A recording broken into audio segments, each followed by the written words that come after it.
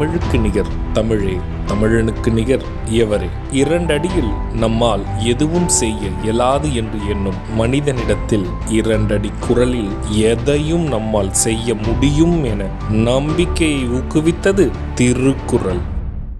வணக்கம் குழந்தைகளே. வணக்கம் பகலவன் ஐயா. இன்னைக்கான குறளை நம்ம பார்ப்போமா? ஓ, பார்க்கலாமே. சரி, பாடத்துக்குள்ள போலாம்.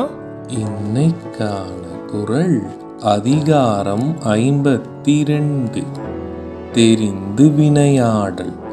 குறள் எண் 514. எனைவகையான் தேறிய கண்ணும் வினைவகையான் வேறாகும் மாந்தர் பலர். ஐயா, நீங்க சொன்ன இந்த குறளோட பொருள் என்ன?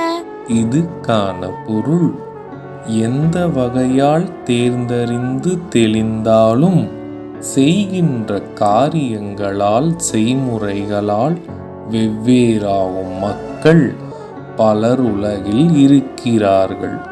இதுக்கு ஒரு உதாரணம் சொல்லுங்களேன்.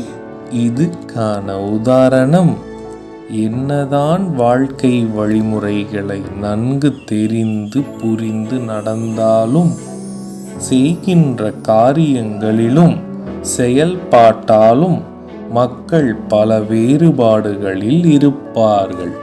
நான் சொன்னது உங்களுக்கு புரிஞ்சுதா தீரன், இலக்கியா?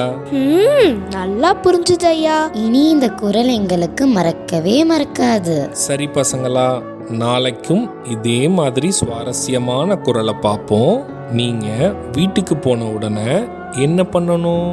இன்னைக்கு நாங்க படிச்ச குறளை அப்பா அம்மா கிட்ட சொல்லி காட்டுவோம்.